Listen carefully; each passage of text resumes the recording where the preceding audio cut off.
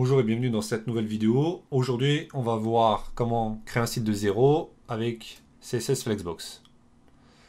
Donc avant toute chose, il faut savoir faire une page web et comprendre l'architecture d'une page web. Donc j'ai une série de vidéos en 7 parties qui expliquent comment faire une page web et où j'explique les différentes sections de cette page.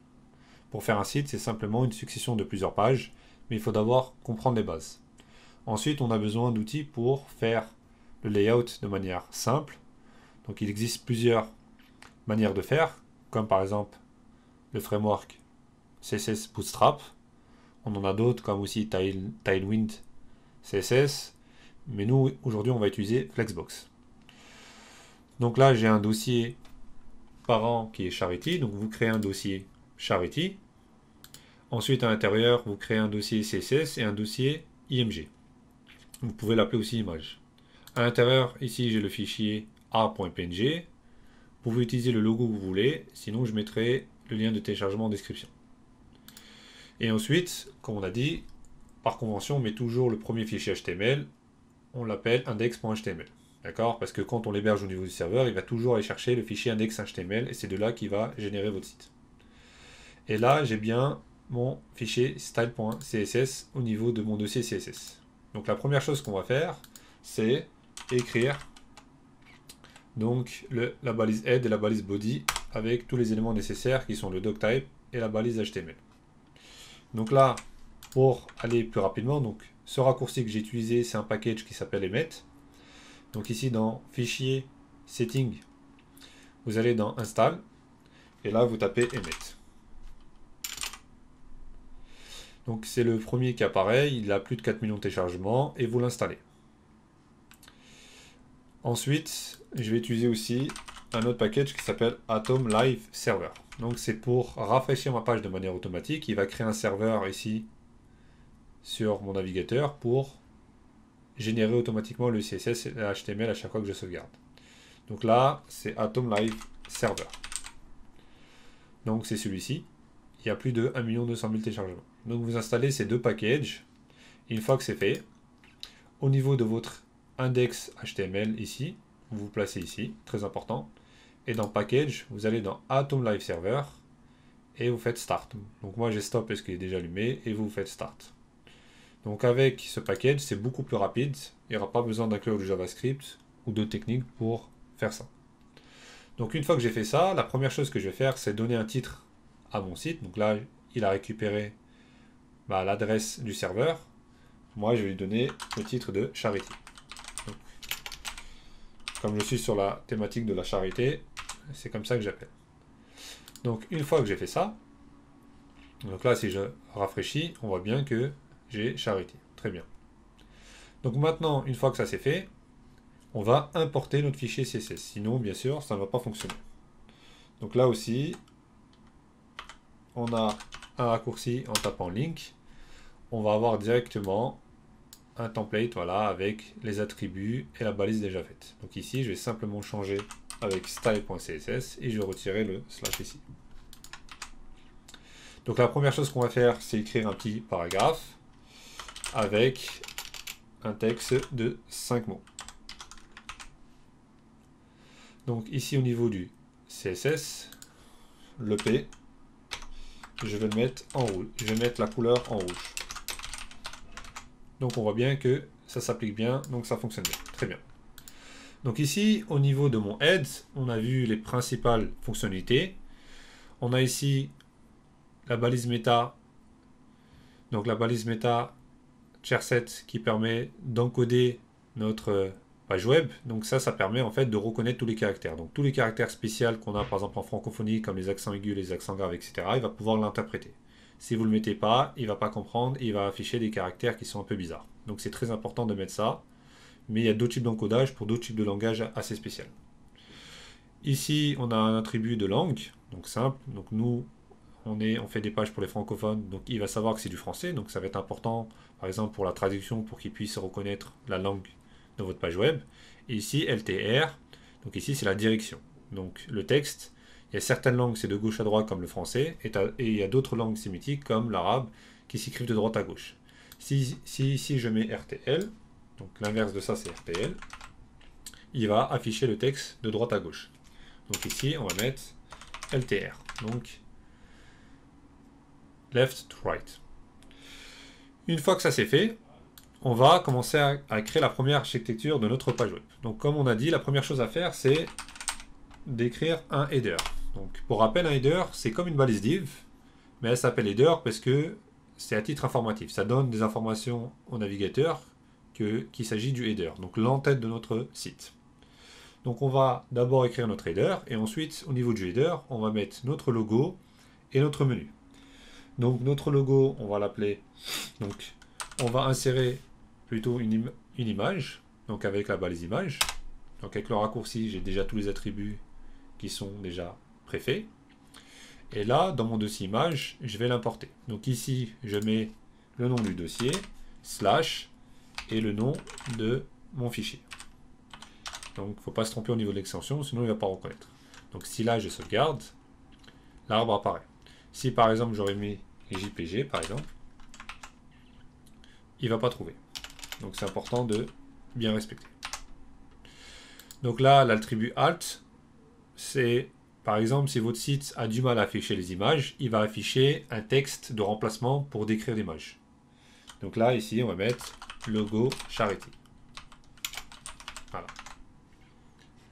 Donc une fois qu'on a fait ça, on va ajouter maintenant notre navigation. Donc il existe aussi une balise informatique qui s'appelle nav. Encore une fois, c'est comme la balise div, mais c'est pour donner une information au navigateur qu'il s'agit de la navigation.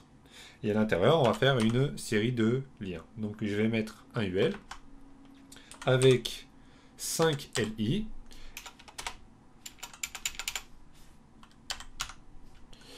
Et ensuite, à l'intérieur, je vais mettre mes balises A. Donc pour savoir comment fonctionne Emmet, il y a une documentation en ligne où il y a tous les raccourcis. Donc vous apprenez tous ceux qui vous intéressent. Donc là, je vais mettre plutôt uniquement 3 liens. Et dans les 3 liens, pour le premier, je vais mettre accueil. Donc c'est la page qu'on va construire en premier.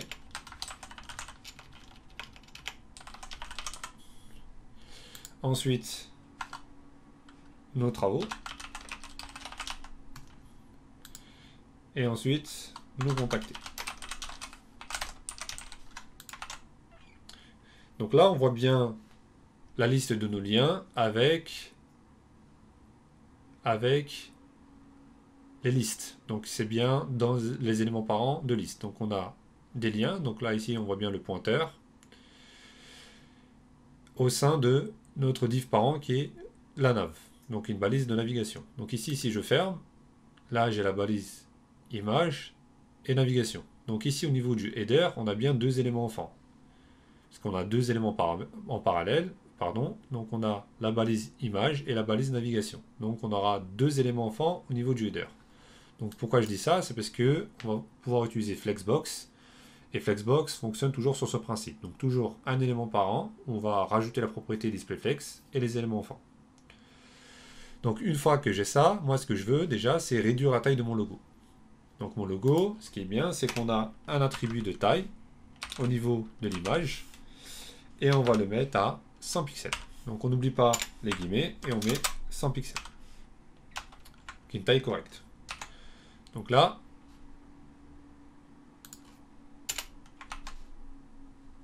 pourquoi ça ne fonctionne pas? Alors, pourquoi ça ne fonctionne pas? Alors, oui, puisque je me suis trompé ici. Si on se trompe, ça ne va pas fonctionner. C'est hate. Voilà. Donc une fois que ça c'est fait, on a bien notre logo qui a une taille correcte et notre navigation. Le problème, c'est que nos liens sont de haut en bas, puisque si là je rouvre mes liens de navigation, tous les éléments LI sont des éléments de type bloc.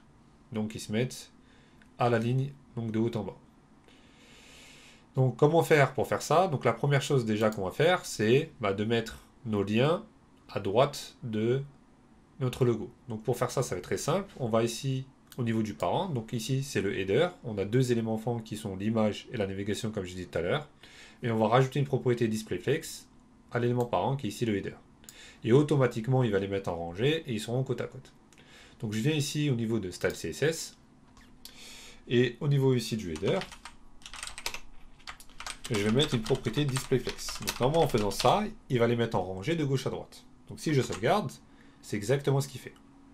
Donc avant de continuer avec la balise header, la première chose qu'on va faire, c'est au niveau ici de la balise body, une bonne pratique, c'est toujours de mettre la marge à 0. Parce que par défaut, la balise body a de la marge. D'accord? C'est pas à l'extrémité de l'écran. Donc si vous voulez que votre body prenne vraiment tout l'écran, et pour éviter d'avoir des soucis après, de positionnement et de taille, il faudra toujours faire ça. Donc on va mettre toujours la marge et le padding. Donc normalement le padding c'est pas nécessaire, mais au moins la marge. Donc on mettra toujours ça. Voilà. Donc on voit bien le petit décalage, parce qu'il y avait déjà une petite marge. Autre chose très importante, dans la feuille CSS, on écrit toujours les éléments CSS de manière cohérente avec notre index HTML. Donc ici, on a un arbre, on commence par le body, ensuite le header. Et au CSS, on va faire exactement la même chose. Donc c'est pas extrêmement important, mais c'est important pour pouvoir se relire facilement. Donc ici, j'ai d'abord mon body, ensuite j'ai mon header, exactement comme en HTML. Donc pour me relire, ça va être très très simple. Donc je reviens ici sur la balise header. On a dit que j'ai mis mes éléments en displayFlex. Très bien. Donc maintenant, ce que je vais faire, c'est que si je reviens maintenant ici, au niveau de ma nav, donc ici, je vois que j'ai plusieurs LI qui sont des éléments de type bloc. Donc ici, de la même manière, je veux que mes LI se mettent côte à côte. Donc, quel est l'élément parent à mes LI? Ben, c'est simple, c'est ici, c'est le UL. Donc si je mets une propriété displayFlex sur mon UL, tous mes LI, normalement, vont se mettre côte à côte de gauche à droite. Donc c'est ce que je vais faire. Donc si je viens ici, je pourrais directement mettre ULLI, mais on va voir un nouveau secteur en CSS qui permet d'aller plus rapidement pour éviter d'écrire beaucoup de classes. Parce que si on écrit beaucoup de classes, on aura du mal à s'y retrouver. Donc pour laisser notre feuille CSS le plus propre possible, je reviens ici. On voit bien qu'ici les LI sont à l'intérieur d'un UL, qui est lui-même à l'intérieur d'une nav, qui est lui-même à l'intérieur d'un header. Votre balise header et nav, en général, seront toujours uniques. Donc, pourquoi je dis ça? Parce que je vais cibler ici mes LI grâce ici à ma balise nav. Donc, ici, ce que je vais mettre nav-ul-li. D'accord? Ça, c'est je veux cibler mes LI. Mais là, je vais cibler uniquement mes UL. Donc, qu'est-ce que ça veut dire, ce sélecteur? Ce sélecteur, ça veut dire le UL ou les UL qui sont à l'intérieur de la balise nav. Ici, j'ai qu'une balise nav et j'en aurai qu'une seule. J'ai bien UL qui est après la nav. Donc ça m'évite ici d'écrire une classe au niveau du UL et de pointer la classe. Donc c'est pour laisser le code HTML et le code CSS plus propre. Donc en faisant ça, je vais mettre une propriété de display flex à mon UL. Et là, on voit bien que mes éléments sont de gauche à droite et que j'ai pu cibler. Donc comme on a vu dans les premières vidéos, on appelle ça des sélecteurs. On a vu les sélecteurs pour sélectionner tous les éléments. On a vu comment sélectionner en créant des classes. On a vu aussi les ID avec dièse. Donc les classes, c'est point, le nom de la classe. Pour les ID, c'est dièse et le nom de l'ID. Et là, on voit un nouveau sélecteur, c'est comment cibler les éléments qui sont à l'intérieur d'autres balises. Donc ici, le UL est bien à l'intérieur de la nav, qui est lui-même à l'intérieur de header. Donc j'aurais pu ici rajouter header. Voilà. Et ça va toujours marcher de la même manière. Parce que l'UL est à l'intérieur de la balise nav, qui est lui-même à l'intérieur d'une balise header. Donc si par exemple vous mettez plusieurs navs dans votre site, ce sera bien de tout préciser. Donc là, moi pour ne pas rajouter trop d'écriture, j'ai mis directement parce que je sais que je n'aurai qu'une seule balise nav. Donc ça, maintenant, c'est fait. Maintenant, on voit que tous nos éléments sont collés, on voit bien les points. Donc la première chose là que je vais faire, c'est mettre une séparation. Donc il y a une propriété en Flexbox qui s'appelle gap, qui va permettre en fait de mettre une sorte de marge entre les éléments enfants. Donc moi, je vais mettre un élément de 2 REM. Et automatiquement, il va appliquer une marge de 2 REM ici entre les éléments. Donc ici, je l'ai oublié, on va mettre une police par défaut, donc un font size de 15 pixels de manière générale. Donc pourquoi je le mets au niveau du body?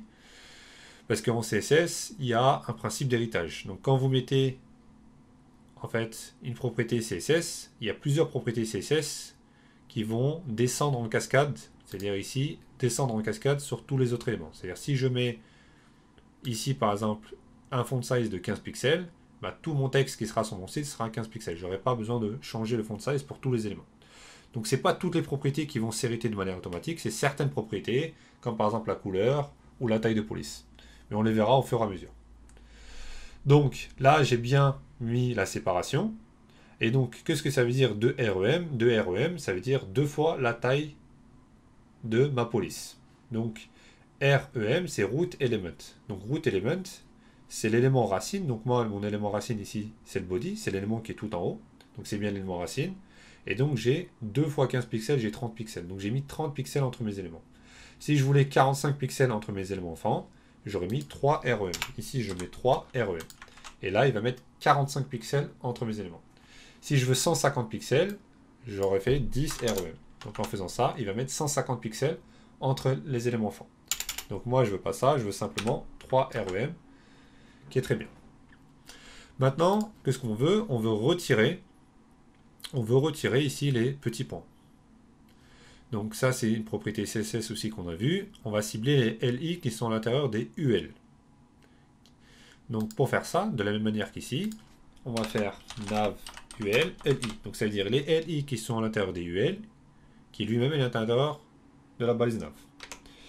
Donc on va faire list style type et on va mettre none. Donc on ne veut pas de style pour nos listes. Donc si je fais ça, ça va retirer les points. Une fois qu'on a retiré ça, on veut retirer aussi le style par défaut de nos liens de navigation. Donc ici, c'est la balise A qu'on veut cibler.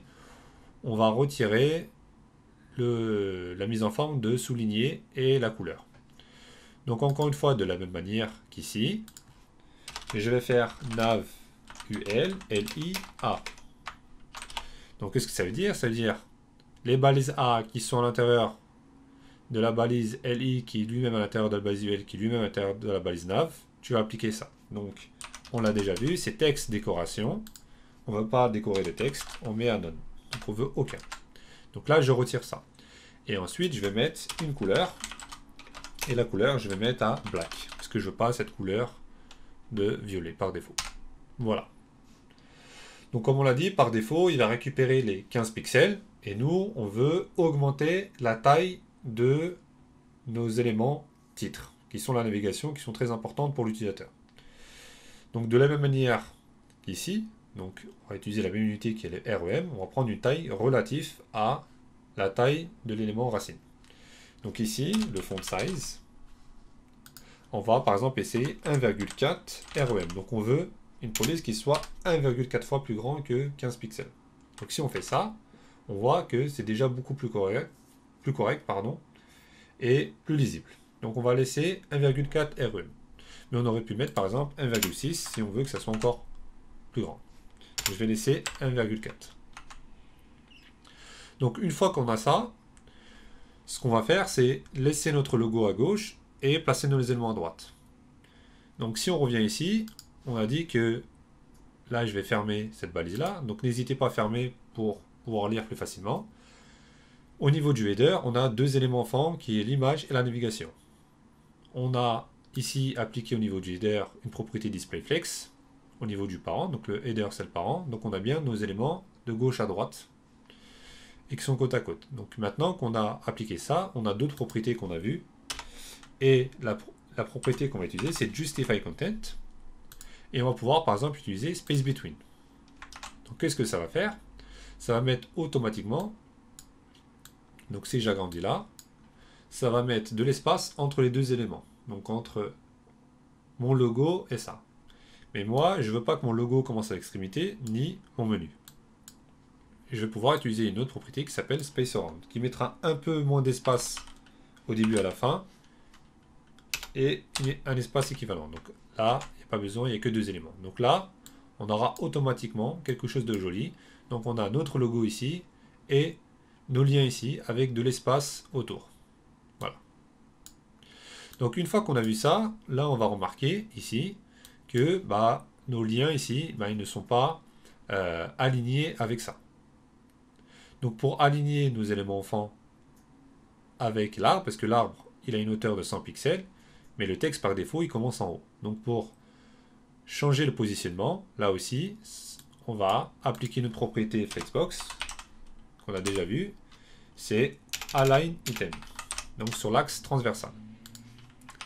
Et en faisant ça, on va aligner ici nos éléments enfants avec les autres enfants. Donc ici, on n'a qu'un seul enfant qui est l'image. Donc on a une image et notre navigation. Donc pour rappel, Justify Content, c'est l'axe principal. Donc comme on a mis le header en display flex, il a affiché tous les éléments de gauche à droite. Donc c'est ça l'axe principal, c'est horizontal. Donc si j'aurais fait un Justify Content de center, il aurait mis tous les éléments au centre. Sauf que nous, on a utilisé Space Around, donc pour mettre l'espace aux alentours. Mais si on veut centrer verticalement, donc transversal par rapport à ça, c'est bien vertical, c'est Align Item. Donc il faut aller voir les vidéos sur Flexbox qui sont très bien expliquées de manière très simple pour comprendre tout ça. Donc une fois qu'on a fait ça, on va tout simplement ajouter un couleur de background. Donc avec un background color. Et moi je vais mettre un light yellow, vous pouvez mettre la couleur que vous voulez. Voilà. Donc là, j'ai un couleur de background. Donc là, si je regarde, j'ai bien mon menu de manière très simple et très propre avec Flexbox. Une fois que j'ai fait ça, je reviens sur mon index HTML et ici, avec la petite flèche, je vais fermer mon header. Donc comme on a vu, l'architecture, on a un header, ensuite on aura plusieurs sections qui ont aussi d'autres noms, donc on peut laisser de manière simple section et on a un footer. Donc pour le moment, on va laisser de manière très simple. Donc on va ouvrir une section. Donc à chaque fois qu'on aura une nouvelle partie, on va ouvrir une balise section.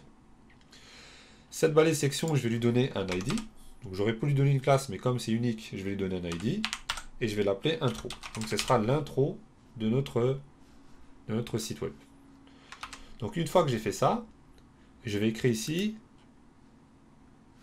une div. Donc la div ici, je vais l'appeler avec la classe image intro. Donc en fait, ce que je vais mettre en fait à l'intérieur de cette section, c'est une grande image avec des enfants. Donc j'ai besoin ici d'une div. Et à l'intérieur de cette div, j'aurai un H1 qu'on va appeler solidarité. Donc ce sera le titre. Donc là, on voit bien qu'il apparaît. Et j'aurai un paragraphe. Donc là, je vais mettre un paragraphe avec 150. Alors, c'est plutôt un paragraphe avec 150 caractères. Donc là, j'ai bien un titre et un paragraphe dans ma nouvelle section. Et enfin, on va ajouter, après le paragraphe, un bouton. Donc, par exemple, pour récolter des dons. Donc, là, on va dire faire un don. Donc, comme on le voit ici, c'est du HTML pur. C'est pas du tout esthétique. On va utiliser de la même manière qu'on a utilisé pour faire notre header, donc nos liens de navigation. On va utiliser la même chose pour mettre en forme tout ça. Donc, avant toute chose, je vais utiliser ici ma classe image-intro. Donc, on a fait une section avec un ID. On a dit que c'est comme les classes, mais pour les éléments uniques. Donc, c'est bien de mettre toujours un ID au niveau de la section. Donc là, ici, je l'ai appelé intro. Et ici, j'ai appelé ma div image intro. Et à l'intérieur de ma div, j'ai un H1, j'ai un paragraphe et j'ai un bouton. Donc ici, au niveau de image intro, donc ici, on va cibler la classe donc avec point. Donc image-intro. On va rajouter une image. Donc en fait, ce qu'on va faire, c'est rajouter une image de couverture. Mais avant de faire ça, il faut qu'on donne la dimension à notre div. Donc je vais dire que la taille, c'est 100 VH.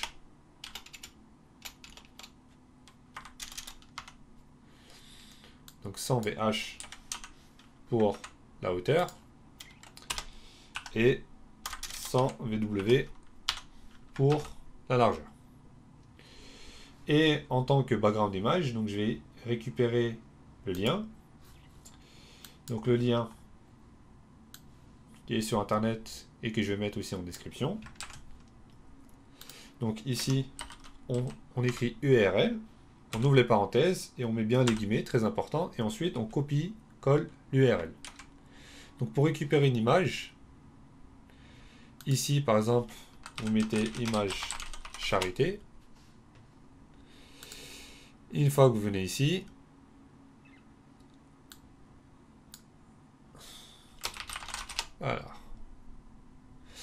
voilà, et vous faites ici un clic droit et vous faites copier l'adresse de l'image. Donc ça va vous donner le lien de l'image. Ça vous évitera de le télécharger. Donc vous pouvez récupérer directement une image sur Internet en copiant l'adresse de l'image et en le plaçant dans l'attribut src.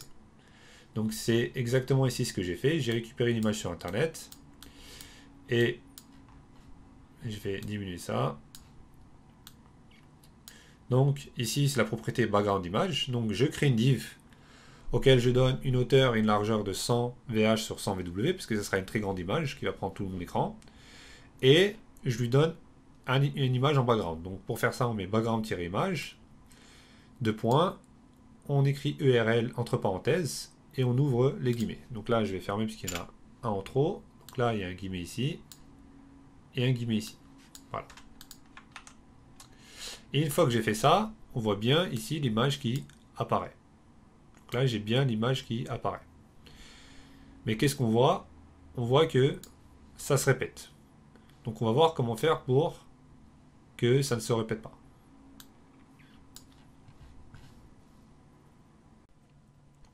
Mais avant toute chose, on va comprendre pourquoi l'image se répète. Ici, j'ai mis une hauteur qui fait 100% de la taille d'écran et une largeur qui fait 100% de la largeur de mon écran. Et j'ai mis une image en background de ça. Malheureusement, mon image est plus petite.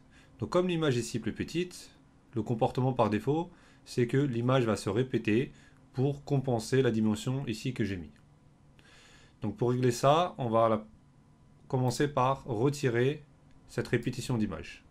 Donc il y a une propriété en CSS qui s'appelle background repeat.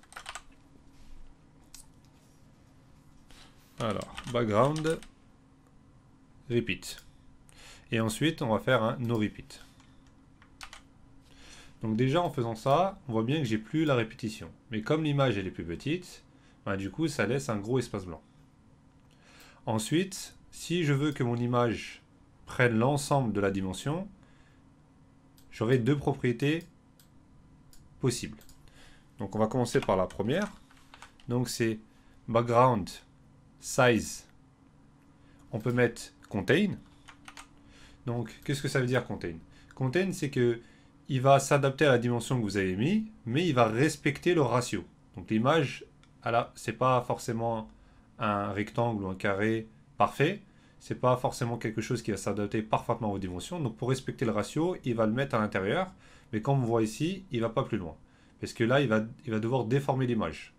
Donc en général, de préférence, on va utiliser la valeur contain pour que ça se contient à l'intérieur de la dimension qu'on a mis avec le ratio idéal. Mais si votre image a été mal configurée ou n'est pas adaptée à la dimension que vous avez mis, malheureusement, vous allez utiliser l'autre propriété qui est cover.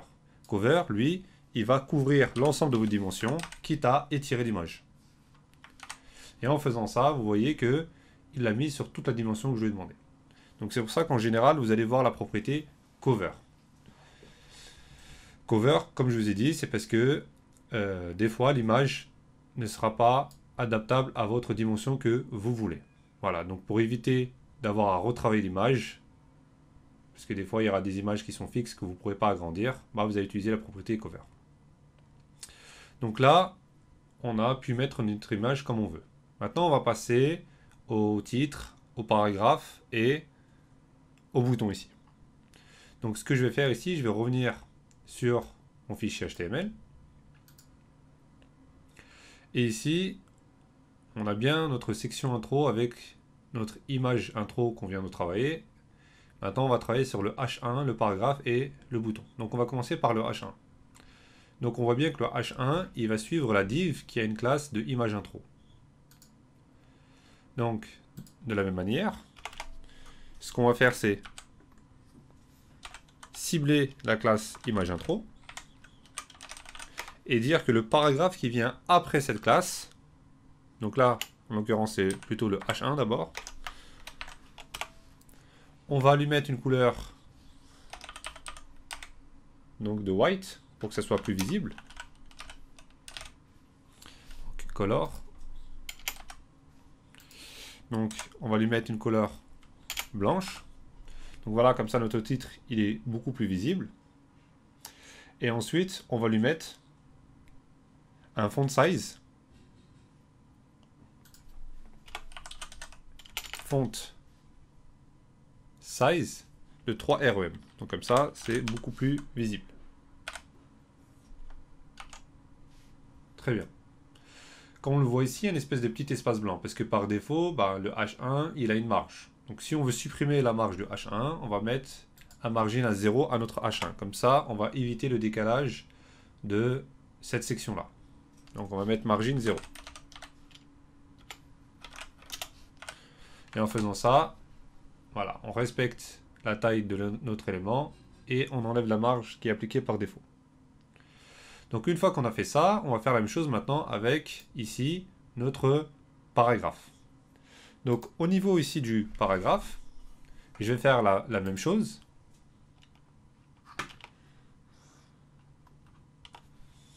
Donc je cible la classe et je dis le paragraphe qui vient après cette classe. Au niveau de mon paragraphe, je vais changer la couleur et je vais augmenter la taille pour que ça soit plus visible. Donc ici, au niveau du H1, on a mis la couleur white. Et comme je l'avais dit au début, il y a un principe d'héritage, donc l'effet cascade en CSS. Donc ici, on peut mettre ici notre color white. Comme ici, on a juste une image. On va pouvoir mettre au niveau de ce parent-là, la couleur white. Et ici, si on sauvegarde, on va voir que tout sera blanc. Parce que le H1 et le paragraphe vont hériter de ça. Donc ici, on a notre classe image intro. Donc c'est une div. Si au niveau de cette div, on met une couleur, les enfants vont hériter de cette couleur de manière automatique. Donc ça évite d'écrire des propriétés CSS en plus. Donc ici, j'aurai simplement à rajouter une taille. Donc on va mettre un font size, par exemple de 1,3 REM. Donc on va voir qu'est-ce que ça donne. Donc là, on voit déjà qu'on a un texte qui est beaucoup plus gros et beaucoup plus lisible. Mais ce qu'on voit aussi, c'est que notre paragraphe, il est un peu tassé. Et nous, on aimerait bien que le paragraphe soit un peu plus aéré. Donc là, il y a une propriété CSS très simple qui s'appelle line height. Donc c'est la hauteur de ligne. Et là, je vais mettre 1,2 REM. Donc là, si je mets 1,2 REM, on voit bien que ça l'a tassé. Si je veux que ça soit beaucoup plus espacé, je vais la changer par exemple à 1,6. Et là, on voit que c'est un peu plus. Je peux la mettre aussi par exemple à 2 REM. Donc on choisit la taille qui nous convient le mieux. Donc on voit bien que la hauteur de ligne, c'est toute la hauteur que prend chaque élément de texte. Donc c'est très important pour bien aérer le texte. Donc on a ici notre titre et notre texte. Maintenant, on va gérer ici le bouton. Donc le bouton aussi, il est après, donc c'est un élément enfant de la div classe image intro. Donc de la même manière qu'ici, on va cibler le bouton qui est après la classe image intro.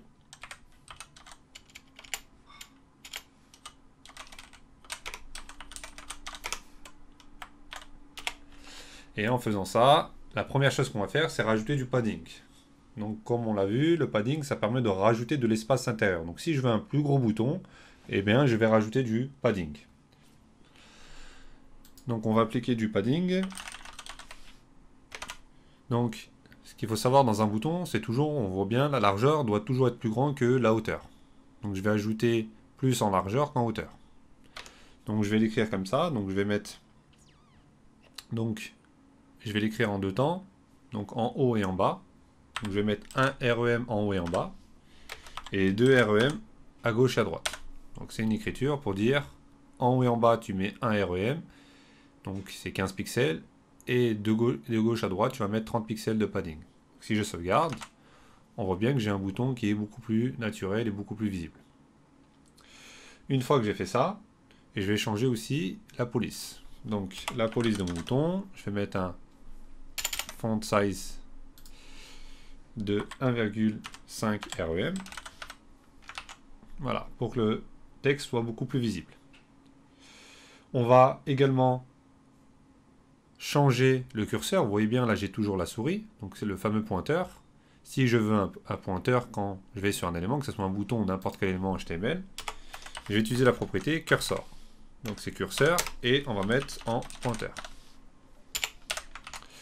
Comme ça, quand je viens ici, il y a une main qui apparaît, donc le fameux pointeur. Donc voilà pour notre bouton. Ensuite, on va mettre le même background pour respecter la thématique de notre site, qui était le light yellow. Donc ici, on va mettre un background color, et on va mettre light yellow. Light yellow. Voilà. Voilà. Donc là, on a bien notre bouton. Donc maintenant, si je regarde mon site, on voit bien qu'on a augmenté notre H1, donc on a changé les couleurs, on a changé les tailles, on a modifié aussi la hauteur de ligne pour que le texte soit beaucoup plus visible, et on a aussi travaillé notre bouton. Maintenant, ce qu'on va faire, c'est que tous ces éléments-là soient centrés verticalement ici, voilà, et par exemple que notre bouton il soit centré ici au milieu. Donc, pour faire ça, si je reviens ici au niveau de mon HTML, comme on l'a dit, on a trois éléments enfants, H1, P et Button, qui sont à l'intérieur de la classe ImageIntro. Donc en Flexbox, comme on a vu, on va appliquer une propriété DisplayFlex à l'élément parent ici. Et une fois qu'on aura appliqué la propriété DisplayFlex, tous les éléments vont se mettre de gauche à droite. Donc on va les mettre en colonne, et ensuite on va gérer tout le positionnement de manière très simple. Donc on va commencer à ajouter la propriété DisplayFlex à notre classe ImageIntro. Donc ici, ImageIntro, je vais mettre une propriété de DisplayFlex pour pouvoir gérer tout le positionnement facilement. En faisant ça, on voit bien qu'il les a mis de gauche à droite, ce qui est logique. Donc tous les éléments enfants, le H1, le paragraphe et le bouton sont de gauche à droite. Donc moi, je veux qu'ils soient comme tout à l'heure, de haut en bas. Donc ça c'est très simple, c'est X direction. On l'avait déjà vu. Voilà. Donc là je mets en colonne. Donc déjà, j'ai tout mis en colonne. Le problème, c'est que les éléments enfants, par défaut, ils prennent toute la largeur. On le voit bien ici avec le bouton. Comme ici, mon H1, il n'y a que quelques caractères, c'est pour ça qu'il s'arrête là, mais en vérité, il prend toute cette largeur également. Donc on va donner une largeur fixe à notre bouton. Donc on revient ici au niveau du bouton. Et ici, en largeur, on va mettre, par exemple, 10 R1. Donc là, c'est pas assez, on va rajouter, on va mettre 12 R1. Voilà. On va rajouter un peu plus parce qu'on a mis une grande police. Voilà, on va mettre 15 RE. Donc là, j'ai donné une largeur fixe au bouton et mon paragraphe, il peut prendre toute la largeur. De toute façon, c'est un grand paragraphe, on n'a pas besoin de le restreindre. Maintenant, le bouton, donc si je regarde mon site ici en grand, on voit bien que on a bien changé le positionnement, c'est-à-dire on les a mis en flex, on les a mis en colonne, on a donné une largeur. Mais maintenant, on va aligner verticalement comme ça. Donc par défaut, quand on les met, les éléments flex, ils sont horizontalement. Donc Justify Content, ça va centrer horizontalement. Alors que avec la propriété Align Theme, ça va centrer verticalement. Donc ça, c'est quand on les laisse en DisplayFlex, c'est-à-dire que la direction, c'est en row. Donc on a dit que c'est en rangée par défaut. Par contre, comme là, quand on met en colonne, ça s'inverse. Parce que les deux axes s'inversent. L'axe principal, maintenant, c'est l'axe vertical. Donc si je fais Justify Content, ça va centrer verticalement et non pas horizontalement. Donc allez voir les vidéos sur Flexbox pour bien comprendre ça. Donc ici, si je veux centrer verticalement, je vais utiliser Justify Content. Donc je vais faire Justify Content de Center. Et là, comme on le voit, j'ai tout centré de manière verticale. Maintenant, je veux centrer de manière horizontale tous mes éléments enfants. Là, je vais utiliser Align Theme. Voilà. Donc j'ai centré verticalement et ensuite horizontalement mes éléments enfants. Donc la chose à retenir, comme on a dit, c'est en fonction de l'axe principal. Si c'est en colonne, Justify Content va centrer verticalement Align Item horizontalement. Mais si c'est en rangée, c'est l'inverse. Justify Content va centrer horizontalement et Align Item verticalement. Donc n'hésitez pas à aller voir les deux vidéos sur Flexbox pour bien comprendre ce principe. Donc là, on a bien mis notre image de background, on a mis notre titre, on a notre paragraphe et on a notre bouton. Donc maintenant, on va passer à la prochaine section. Donc la prochaine section qu'on va faire, c'est une section qui va parler des projets, par exemple de récolte, par exemple des enfants qui sont dans le besoin, qui ont besoin de recevoir des dons pour, par exemple, pour se soigner. Donc ici, on a une div, donc je vais la fermer. Donc là, on a une section, là, on a notre header qu'on a fermé. Donc il ne faut pas hésiter à fermer pour pouvoir lire facilement le code. Donc ici, je vais ouvrir une nouvelle section. Je vais lui donner aussi un ID. Et dans cet ID, je vais l'appeler projet. Et à l'intérieur de cette section, je vais créer une div. Donc je vais pas mettre pour le moment, si je vais mettre une classe que je vais appeler projet title. Donc la première chose qu'on va mettre, c'est le titre du projet. Et ici, on va mettre un H1 en disant les projets. Voilà. Donc j'aurais pu mettre directement, bien sûr, le H1 à l'intérieur, mais c'est beaucoup plus propre de le mettre à l'intérieur d'une div. Comme ça, on va pouvoir manipuler notre div comme on veut. Et même plus tard, si on va rajouter d'autres éléments à côté du H1, ça va être beaucoup plus simple. Donc ici, si je descends, j'ai bien les projets. Très bien. Donc on voit bien qu'ici, on a nos projets. Ici, donc j'ai récupéré au niveau du site, je vais récupérer ces images-là. Donc on va reproduire une partie de ces éléments-là, et on va voir qu'avec Flexbox, c'est très simple de faire ça. Donc, pour récupérer l'image, vous faites un clic droit et copiez l'adresse de l'image. Donc, moi ici,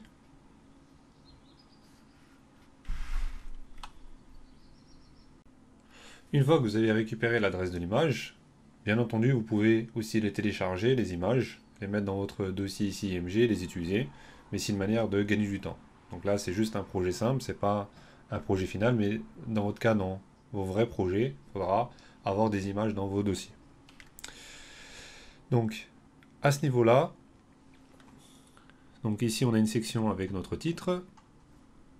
Donc, je reviens ici, donc on a bien notre titre ici, très bien. Et à la suite de ça, on va créer une autre div.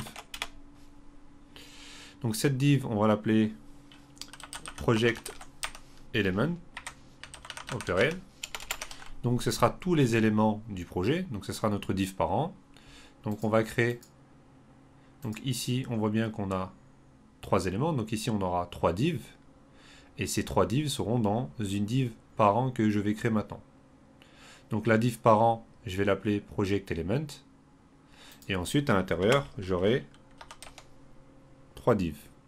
Donc, avec emet pour écrire plus rapidement, je vais lui donner un nom de classe de element. Et je vais dire que j'en veux 3. Donc là, il me crée bien mes 3 divs. Donc, ces 3 divs-là vont correspondre à ces 3 éléments-là. Et ensuite, j'ai un élément parent qui va englober ces 3 éléments enfants. Et donc, avec ça, on va pouvoir utiliser aussi Flexbox de manière très simple. Donc ici, je vais mettre une image. Alors, pourquoi ça ne veut pas? Pourquoi ça va pas? Donc des fois, ça ne veut pas rajouter. Alors, je réessaye. Voilà, là ça marche. Donc ici, comme j'ai dit, on récupère l'adresse de l'image. Donc là, je vais mettre l'adresse de l'image. Et on va tester si ça fonctionne bien. Donc ici, on voit bien que j'ai l'image. Donc ici, encore une fois, de la même manière, on voit bien que la taille est beaucoup trop grande. Donc on va pouvoir changer la taille de l'image. Ici, je vais pouvoir mettre, par exemple, 200 pixels. Donc ici, j'ai une image déjà qui est beaucoup plus petite. On va la mettre à 150. Voilà. Donc ensuite, de la même manière, donc là, je vais diminuer mon écran et je vais récupérer cette balise IMG que je vais répercuter ici. Et je vais changer les images avec chacune des images. Donc ici, je vais récupérer la deuxième image. Donc ici, je vais... Donc c'était bien ici. Donc je vais copier l'adresse de l'image. Donc ici, je mets la deuxième adresse. et ensuite la troisième.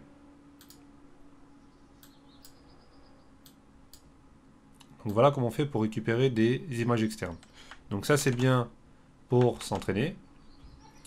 Mais il faut faire attention parce que si le propriétaire du site efface son image, ben ça va s'effacer dans votre projet. Donc c'est pour ça que s'il y a une image que vous voulez garder dans le temps, il faudra la télécharger. Donc ici, je reviens ici et je regarde mon site et on a bien nos 3 images.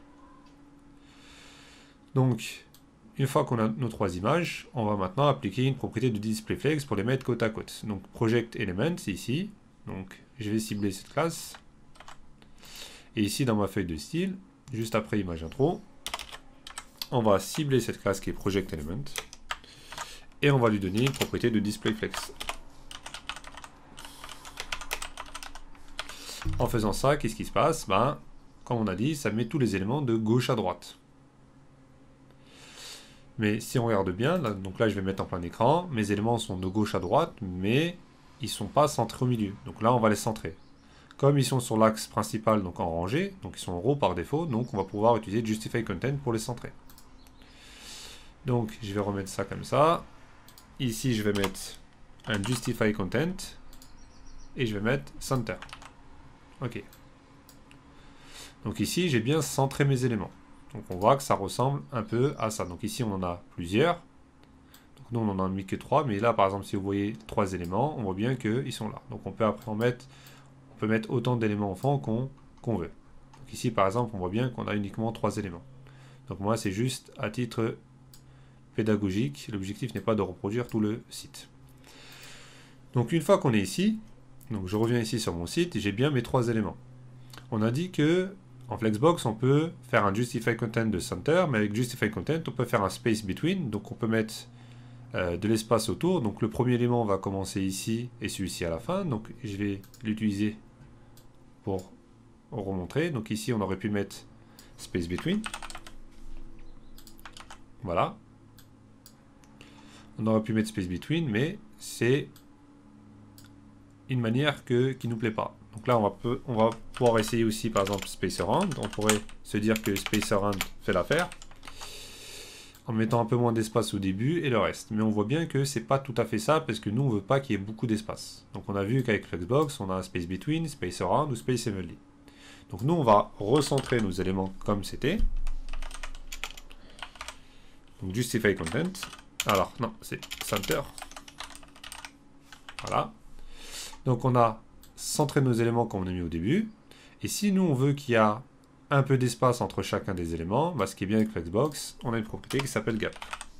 Donc de manière très très simple, on va pouvoir rajouter une sorte de marge entre nos éléments fonds. Et en faisant ça, on va avoir de la marge. Donc si on ne veut pas qu'il y ait autant, on peut mettre par exemple un REM. Donc là, on voit bien qu'il y a un peu d'espace. Si on voit ici, par exemple, on voit bien qu'il y a un peu d'espace. Donc ensuite, vous mettez l'espacement que vous voulez. Donc si je remets en plein écran, j'ai bien centré mes éléments et j'ai mis de l'espacement entre eux de manière très très simple grâce à Flexbox. Donc là, les projets aussi, je vais le centrer au milieu de la même manière. Donc je reviens sur index.html. Ici, dans projet title, on va cibler le H1 qui est à l'intérieur. Donc là, on n'aura pas besoin parce que si on met une propriété de displayFlex au niveau de cette classe et qu'on met Justify Content Center, ça va centrer l'enfant ici, de la manière qu'on a centré les 3 enfants ici. Donc dans projet title, donc on va le mettre juste avant pour respecter la hiérarchie comme j'ai dit au tout début. Donc dans project-title, je vais mettre un displayFlex et je vais mettre un Justify Content de Center. Voilà. Bien entendu, donc là je vais remettre donc en sauvegardant. Alors, pourquoi ça centre pas? Project-title. Alors. Donc c'est intéressant de voir quand il y a un souci, comme ça, ça permet de comprendre. Donc ici j'ai bien projet title et ici j'ai mon H1. Donc mon H1 c'est bien mon élément enfant. Alors, projet title. Ah oui, projet title. C'est project title. Donc il faut toujours bien écrire, sinon il ne va pas comprendre. Et là, on voit bien que projet, c'est bien aligné. Très bien. Donc on va augmenter un peu la taille de projet aussi. Donc de manière très simple. ici on va cibler le H1 qui est à l'intérieur, donc project-title. Donc le H1 qui est après, donc on va faire comme ça tout simplement. Et ici on va mettre un font size. Donc, on va essayer, on va mettre 1,6 REM pour voir ce que ça donne. Si on fait ça, ok, il n'y a pas de grosse différence. Si je mets 2 REM, voilà, c'est beaucoup plus lisible. Donc ici on voit bien qu'on a les projets avec nos 3 éléments. Donc nous on va rajouter maintenant un peu de texte à la suite de nos images, un peu comme dans l'exemple ici. Donc de manière très simple, si je reviens ici dans mon index HTML, on a mis une image à l'intérieur des divs. On va pouvoir également rajouter un paragraphe. Donc dans le paragraphe, je vais utiliser un lorem par exemple, donc je vais mettre 12 caractères. Voilà. Donc on va voir qu'est-ce que ça donne. Donc, voilà, on voit bien que notre paragraphe, c'est bien ajouté, mais qu'il n'est pas, on va dire, proportionnel à la taille de notre image. Pour régler ce souci, ça va être très simple. Il faut d'abord comprendre qu'est-ce qui se passe. Donc si je viens ici sur mon document HTML, donc je vais remettre ça sur le côté. Ici, donc on a bien project element, donc c'est la div qui englobe nos 3 éléments enfants. Et à l'intérieur, on a bien nos 3 divs. Et ici, nos 3 divs, on a d'abord mis 3 images. Et en fait, on a donné une taille fixe à nos images. Mais en donnant une taille fixe, ça donne automatiquement une largeur fixe, parce que l'image va toujours respecter son ratio. Donc pour voir ça, on a ce qu'on appelle l'inspecteur. Donc c'est un outil très puissant qui va nous permettre de comprendre qu'est-ce qui se passe. Donc à chaque fois, il faut utiliser cet outil pour comprendre le comportement de vos pages. Donc ici, si j'appuie ici, donc là je suis au niveau de l'élément enfant, ici au niveau de l'élément parent, je vois ce qui se passe. Donc là on voit bien que on a bien nos 3 éléments enfants et que notre image prend qu'une partie, mais le paragraphe prend toute la partie, puisque l'image est plus petite. Donc nous on va voir quelle est la taille de notre image. Donc c'est très simple, vous cliquez ici, Select an Element pour inspecter, donc sélectionnez l'élément à inspecter, et ensuite vous cliquez sur votre image. Et en cliquant dessus, si là je reviens, donc ici j'ai bien ma hauteur de 150 pixels, et ici vous avez un onglet qui s'appelle Computed.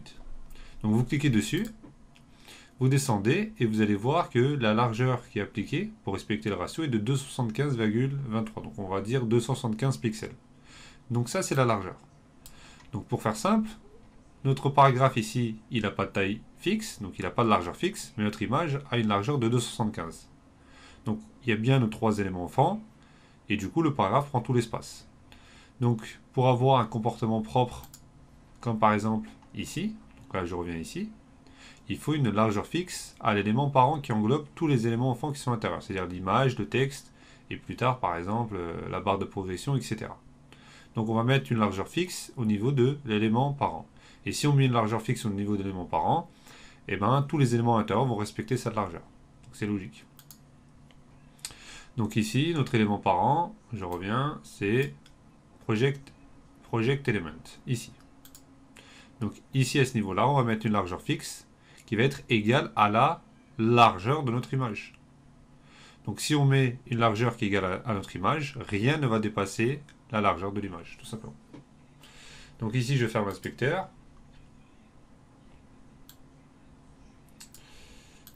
Et je rebascule ici. Donc, au niveau de mon CSS, on va cibler la classe Element. Donc, Elements avec S ou sans S, c'est sans S. OK. Et on va mettre une largeur. Donc, on pourrait mettre une largeur, par exemple, de 275 pixels. Et on va voir que ça va bien fonctionner. Donc, en faisant ça, qu'est-ce qu'on voit?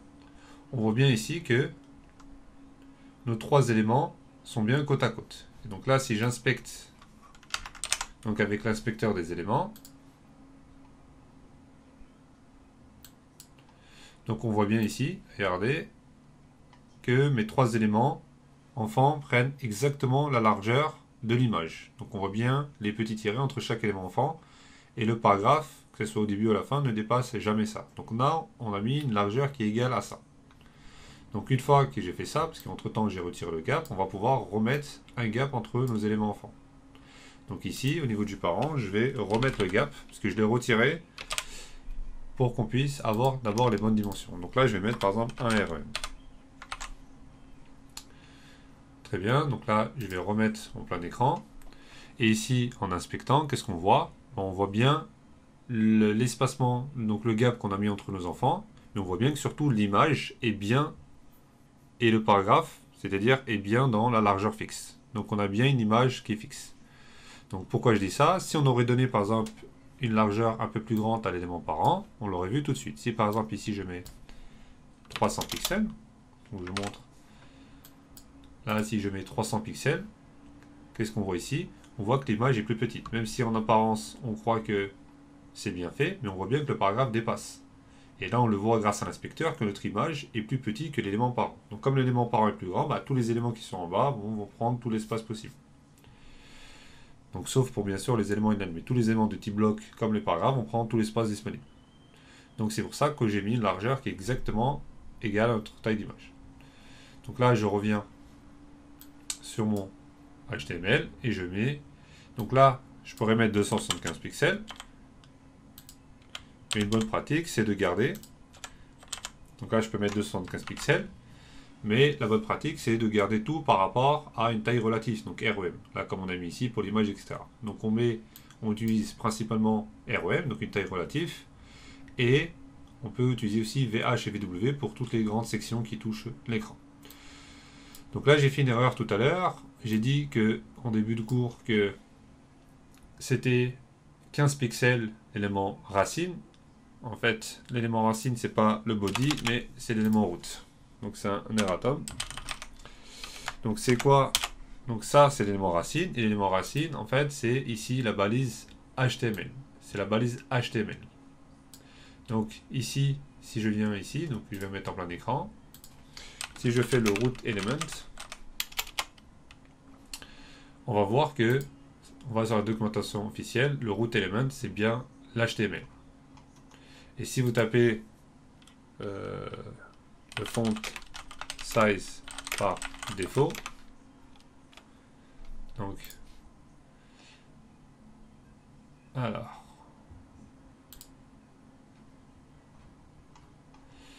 où est-ce qu'on trouve la taille de police par défaut?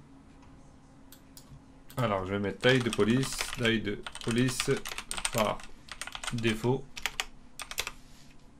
navigateur. On va mettre comme ça. Voilà, c'est 16 pixels. D'accord? C'est 16 pixels. Donc la taille par défaut, elle est de 16 pixels. Donc, je m'excuse pour cette erreur. Je vais revenir ici au niveau du site. Je vais le remettre. Donc ici, tout ce que j'ai mis ici, en vérité, c'était pas par rapport aux 15 pixels, mais par rapport à 16 pixels. Donc en fait, ici, de manière implicite, on a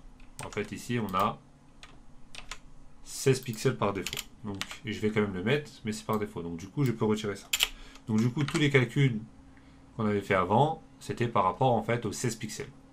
Donc je me suis rendu compte qu'avec le calcul de largeur, j'ai vu que ça ne coïncidait pas. Donc pourquoi je vous dis ça? Parce que maintenant, donc ici, moi je veux donner une taille en largeur, donc je veux faire 275 pixels, mais grâce au REM. Donc pour faire ça, c'est très simple, on va diviser les 275 par la bonne taille qui est 16 pixels. Donc c'est pour ça qu'ici j'ai déjà fait le calcul. Alors je vais fermer les calculatrices, je vais en laisser qu'une seule. Et donc ici on va faire 275, comme ça permet de comprendre en fait comment marche le REM et comment on l'utilise. On va le diviser par l'élément root qui est la balise HTML, donc par 16. Et en faisant ça on a 17,18, donc 17,2. Donc ici je peux mettre 17,2. Donc ici 17,2 REM et ça doit faire la même chose. Voilà. Donc en faisant ça, je vais agrandir et inspecter l'élément. Et là, qu'est-ce que je vois? Je vois exactement le même comportement alors que j'ai mis REM. Donc ici, si j'appuie ici, on va aller dans un élément. Voilà. Et on voit bien ici qu'on a la bonne largeur. Voilà. Et on voit bien la largeur de 275,188. Donc, il a calculé. Donc, voilà comment marchent les REM et voilà pourquoi c'est très pratique. Donc, une fois qu'on a fait ça, on a terminé cette section. On va passer à la section suivante.